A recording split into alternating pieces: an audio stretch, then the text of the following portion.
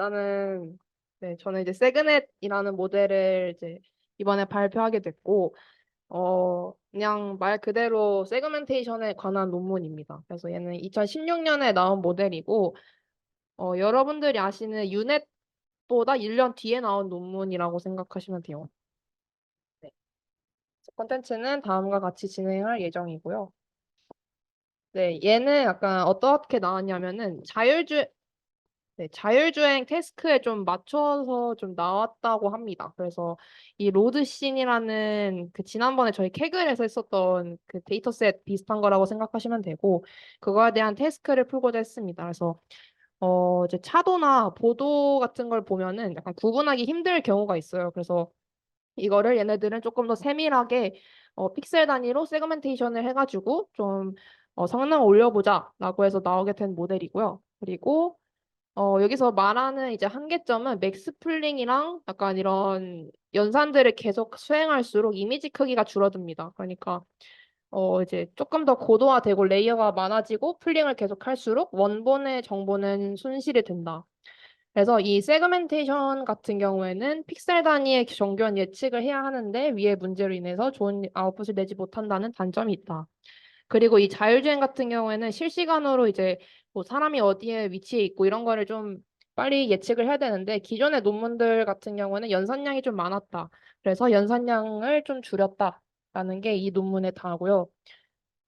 네, 그래서 맨 왼쪽에 있는 게 이제 FCN이라는 모델인데 이거는 뒤에서 한번 언급을 하겠습니다. 그리고 유넷은 여러분들이 아는 그 유넷이고, 네, 그리고 가장 최근에 2016년에 나온 모델이 이 세그넷 모델이라고 생각하시면 될 것 같아요. 그래서 얘는 인코더랑 디코더의 형태로 띄고 있습니다. 그래서 네, 인코더랑 디코더 각각 13개의 레이어로 구성이 되어 있고요. 그래서 저 파란 색깔 네모를 보면은 네, 세어보시면 13개로 구성이 되어 있고 얘는 VGG 모델을 가지고 왔습니다. 그래서 여기서 사용한 그 FC 레이어만 뒷단만 빼고 13개 컴브 레이어를 사용했고 FC 레이어 같은 경우에는 아무래도 파라미터 계산하는 양이 많기 때문에 해당 레이어만 빼도 이 9배 파라미터가 줄어들었다. 그래서 이 뒤에 단을 레이어를 빼고 가지고 왔다 하고요. 그리고 요는 컴브, 배치 노멀리제이션, 렐루, 그리고 스트라이드는 2, 그리고 2바이 맥스플링을 사용했다고 합니다.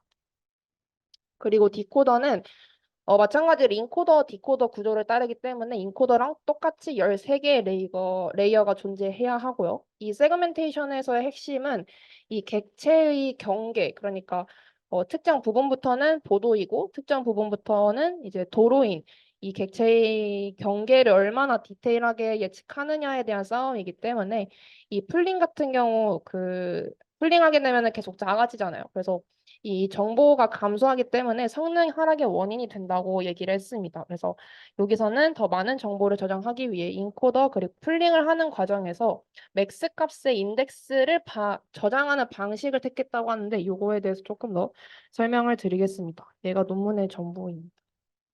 네. 그림 보면 되게 쉬운데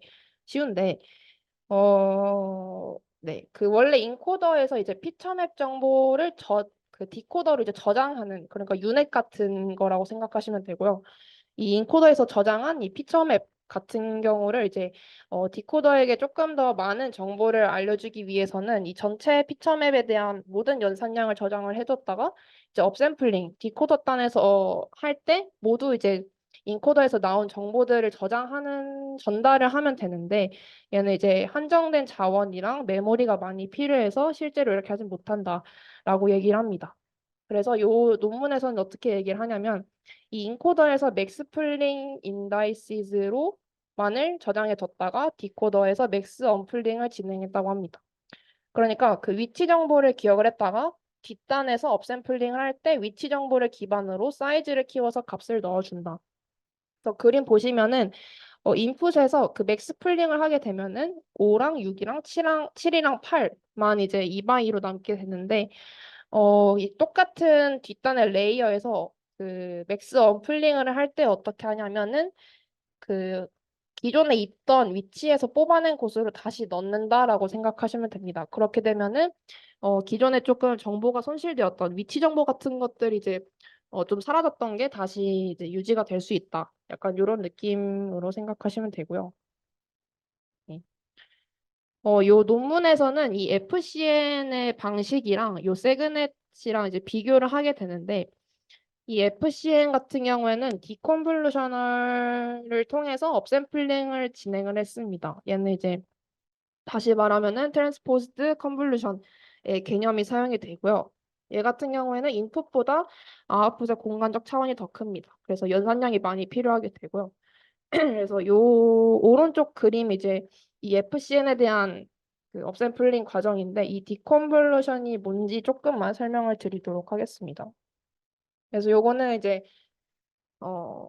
FCN에서 그 디코더 단에서 그 뭐냐 맥스플링을 이제 반대로 거꾸로 이제 크기를 늘릴 때 하는 기법인데 요거는 작년에 비전 AI 수업 때 가져온 거고요. 그래서 네, 이 스트라이드랑 네, 인풋 사이즈가 맨 왼쪽에 있는 4x4 그림이고 내가 업샘플링에서 얻고자 하는 결과값이 저 아웃풋의 크기라고 생각을 했을 때 이 중간에 1, 2, 3, 4 과정을 통해서 이제 아웃풋의 크기를 어, 네, 갖고 싶다고 가정을 하고 마찬가지로 이제 작은 크기에서 큰 크기를 늘려주기 위해서도 똑같이 스트라이드랑 커널이랑 패딩 사이즈를 이제 활용을 하게 되고 이 식 같은 경우에는 Z는 이제 네, S-1 그래서 스트라이드가 2라고 가정을 하면은 2-1이라서 1이 되는데 이 Z라는 것은 그 2번에 보이는 그림처럼 이 인풋 사이에다가 Z가 1이기 때문에 1한 칸 간격으로 0을 채워준다라고 생각하시면 됩니다. 그래서 이 4x4 사이에 한 칸씩 늘려가지고 0을 채워주는 과정이 진행이 되고요. 그 다음에 이제 P의 저거 뭐야? P의 저 뭐라 하죠? 맞아요. P 프라임을 이제 정의를 해놓고 K-P-1 해가지고 구하면은 또 이제 P 프라임이 1이 나오게 되고요. 이 P 같은 경우에는 패딩이라고 생각하시면 됩니다. 그래서 3번에서 네, 이 0을 채우고서 그 밖에다가 패딩 1로 한번 적용을 해서 사이즈를 한번 더 키워주게 되고요. 이 마지막으로 4번 같은 경우에는 이제 이 0으로 채워지고 이 값 중간중간에 있는 값들을 통해서 이제 스트라이드는 1이기 때문에 네, S 프라임 1이어서 네, 요걸로 이제 어, 하게 되면은 아웃풋 크기가 저렇게 커진다. 라는 개념이 이제 디컨볼루션 네트워크이고요. 그래서 이 FCN 같은 경우에는 이 디컨볼루션을 해서 피처맵을 키워주고 이 오른쪽 단에서는 인코더의 피처맵에서 나온 이 정보들을 이제 차원 축소를 한번 한다고 합니다. 그래서 이 두 개를 이제 컨캣을 해가지고 연산을 하게 되는데 이 두 개의 피처맵을 연산하는 데 있어서 연산량이 정말 많다. 그래서 우리 세그넷 같은 경우에는 왼쪽 방식처럼 이 ABCD라는 이 위치 정보를 저장을 하고서 이제 크기를 키울 때 내가 인코더에서 저장한 이 위치를 그대로 다시 박아준다. 나머지는 0으로 채워져서 굳이 우리는 학습을 시킬 필요가 없다라고 얘기를 합니다. 네. 이게 이제 디코더 네, 단이고요. 이 뒷부분은 그냥 디코더의 아웃풋 같은 경우에는 네, 이 소프트맥스 해가지고 확률 값으로 계산이 되고요. 네, 픽셀별로 가장 확률이 높은 클래스를 출력을 하면은 최종 세그멘테이션 값이 나오게 됩니다. 네, 그래서 본 논문에서는 총 7개의 구조를 조금씩 변경해서 만들어서 이제 성능을 비교를 하는데 베이직 같은 경우에는 기존 세그넷이랑 동일하고 레이어 개수만 줄인 버전이고요. 그래서 4개 레이어를 사용을 하고 음, 얘의 특징은 좀 더 많은 정보를 추출하기 위해서 7x7 커널을 사용했다고 합니다. 그리고 FCM 베이직 같은 경우에는 이, 네, 이 왼쪽에 있는 게 이제 FCM 모델이고요. 네, 그래서 인코더는 세그넷 베이직이랑 똑같고 디코더에서는 이 FCN에서 계산했던 그 디컨볼루셔널 네트워크 그거를 사용했다고 하고요.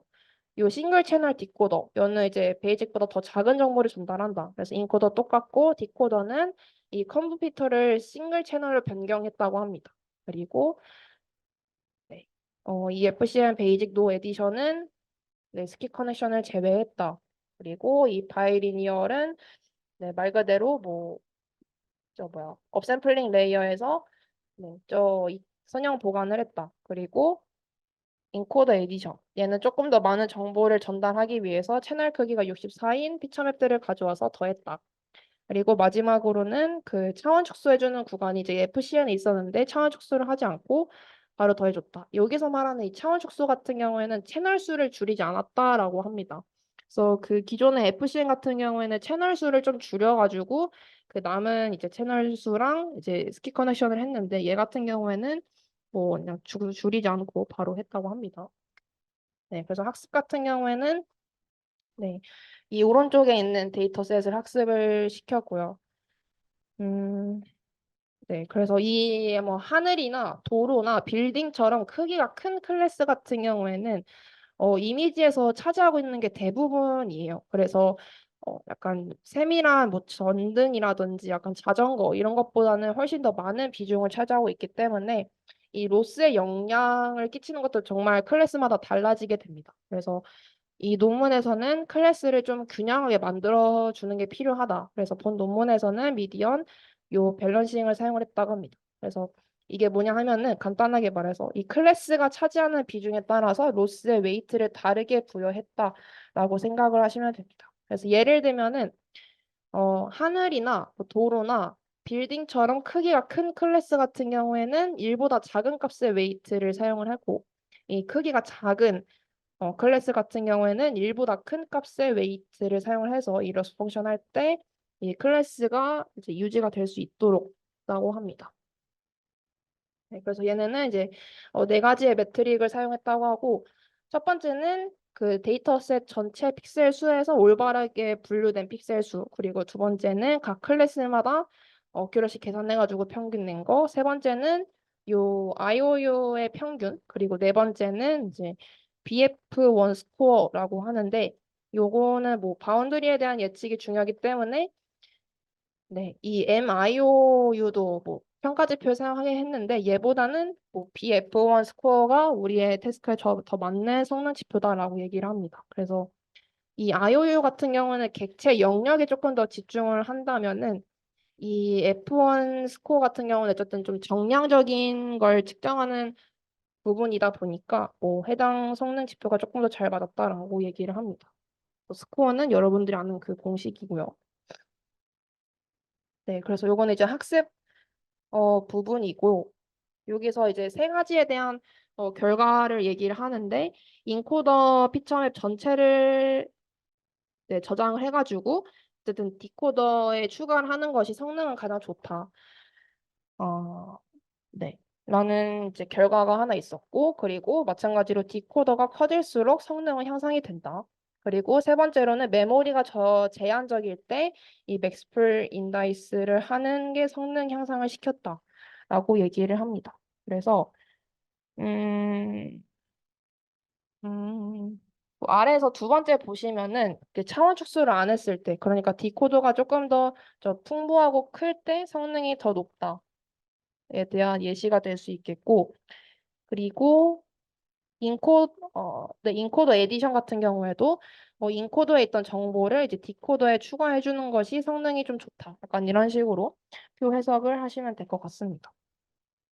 네, 그리고 얘는 이제 두 가지 세그멘테이션 데이터셋에서 평가를 했고 하나는 아까 그 말씀드렸던 이 로드고 하나는 이제 인도어 씬 세그멘테이션이라 해가지고 요거 데이터셋이 되게 까다로운 평가 데이터셋이라고 합니다. 그래서 일단은 얘는 실내의 구조를 이렇게 무작위로 찍어놓은 데이터셋이고 얘 같은 경우에는 실내 데이터셋이고 무작위로 좀 찍어놨다. 그리고 얘는 증강현실 같은 거에 학습시킬 때 많이 사용이 된다고 합니다.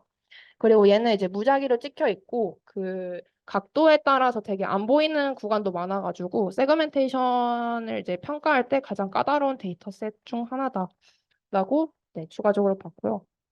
그래서 보면은 이 세그넷 경우가 되게 음, 잘 된다라고 얘기를 합니다. 네, 그래서 결론적으로는 요 자율주행을 위해서 효율적인 아키텍처 세그넷을 제안을 했고 요거는 이제 FC 레이어 뺐고 그 맥스 풀링, 맥스 언풀링 하는 데 있어서 훨씬 더 효율적이다. 그래서 네. 그리고 인코더에서 좀 많은 모든 피처 맵에 이제 저장을 해가지고 이제 디코더 단에 더해주는 경우에는 성능은 우수하지만 메모리 사용량은 많아진다. 하지만 얘는 이 언맥스 풀링을 사용해도 해가지고 메모리 사용량을 줄이면서 성능을 개선했다가 이제 끝입니다. 네, 레퍼런스 이렇고요. 끝이에요. 감사합니다.